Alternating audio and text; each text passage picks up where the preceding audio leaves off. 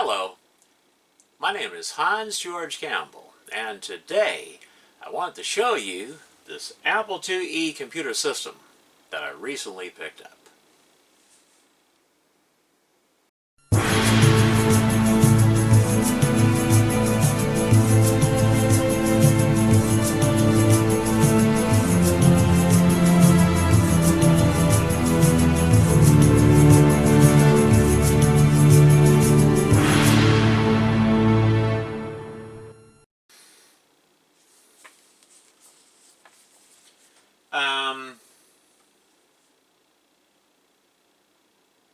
I was cruising my the ads on Craigslist one evening, like I normally do every day, and I was looking for Commodore and Amiga, Atari ST, Apple, Macintosh computer stuff. And I came across this ad here for the Apple IIe computer system.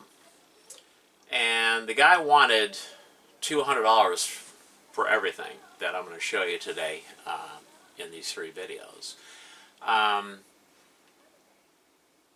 And even at $200, that was a good deal for everything, that I got, but something in the back of my mind told me that offer him $100,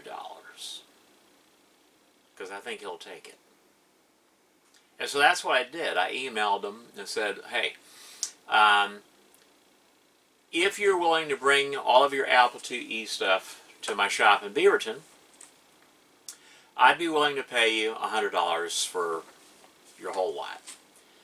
And so I didn't hear back from him for several days. And then eventually one evening I got an email from him. He said, okay, I'll let you have everything for $100. And I was tickled pink over that, because I was willing to pay him $200 for everything, because wait till you see all the stuff I got. So he brought the stuff over that evening, and he said that it belonged to his father, who was one of the main programmers and beta testers for Central Point Software here in Oregon. And if you don't know who they were the company that created the Copy 2 software.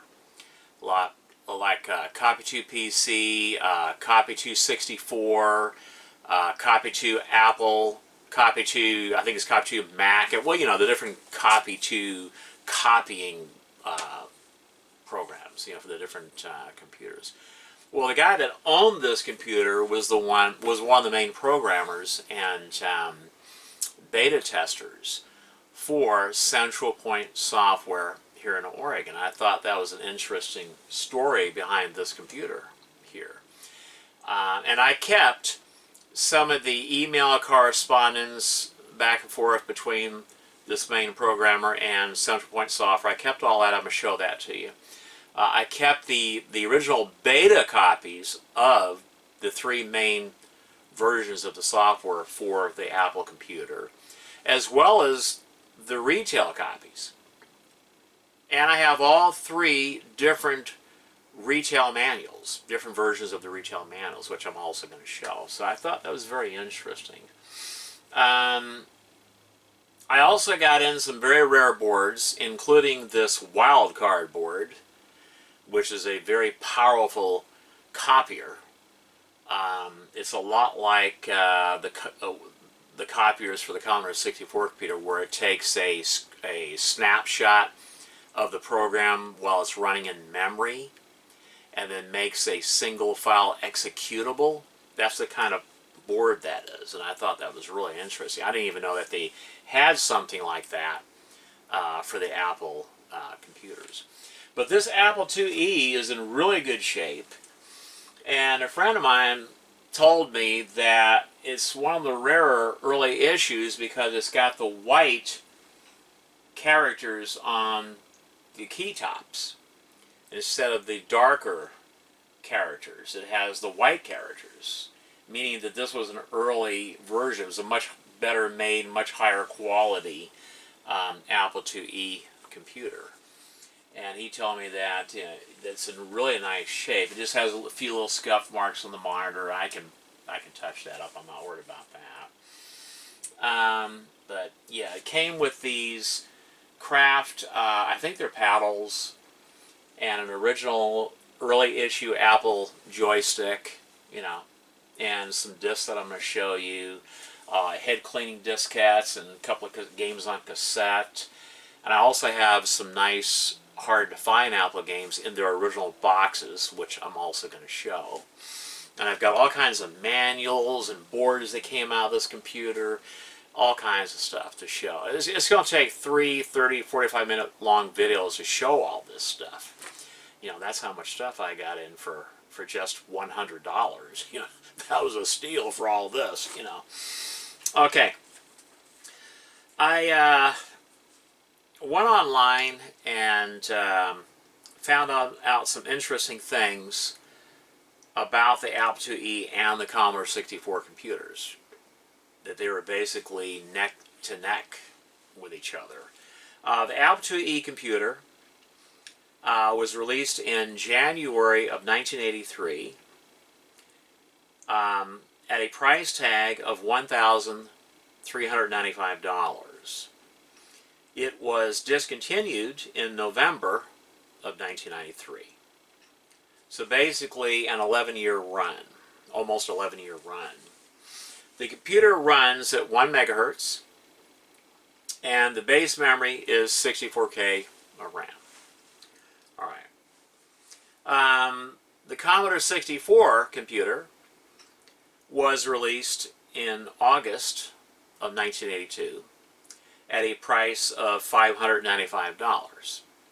But by the time you include the price of the 1702 monitor, which was around $500, I know because I was one of the first people in this area to buy one, and the cost of the disk drive, which was around $400, the total cost for a complete Commodore 64 system is about the same as a complete Apple IIe system. The computer, the monitor, and one disk drive. Okay, so they're about the same price-wise. The Commodore 64 was discontinued in April of 1994, so it basically had a 12-year run, a little bit longer than the Apple IIe run. It too, it had a 1 megahertz processor running at 1 megahertz, and 64K of RAM. But it also had 4K of color RAM. Okay? So there wasn't really that much of a difference between the Apple IIe and the Commodore 64. They were both 8-bit computers. They both had similar resolution, screen graphics. I think it was 16 colors for both. The main difference between the Commodore 64 and the Apple IIe was the sound chip. Okay, the Apple IIe didn't have a sophisticated sound synthesizer like the Commodore 64 did. I mean, that SID chip was really something back then. That was the only advantage to having a Commodore 64. Plus the fact that through its life, 30 million units were sold. And over 10,000 commercial titles were available or are available for the Commodore 64 computer, including new programs being made even today for the system. So yeah, I just thought that this was some very interesting information, a comparison between the Apple IIe computer system and the Commodore 64 system. I think very interesting comparison. I thought I'd read it to you guys in this episode. Okay. Anyway, yeah, I got this whole computer system plus everything that's behind me and around me, which I'm going to show, for only $100, and I thought that was a steal.